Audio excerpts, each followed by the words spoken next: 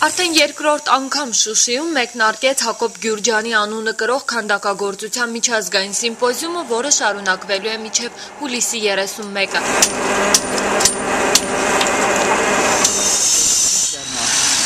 Քանդակագործներ Իտալիայից, Բելգիայից, Ճապոնիայից, Բելարուսից, Լեռնային Ղարաբաղից և Հայաստանից տարբեր կերպարներ են հաղորդելու Հայաստանի տարբեր վայրերից Շուշի բերված ժայռաբեկորներին։ Արվեստագետներն իրենց քանդակները նվիրելու են Շուշի քաղաքին։ Աստվածաշնչի հուշարձան։ Այսինքն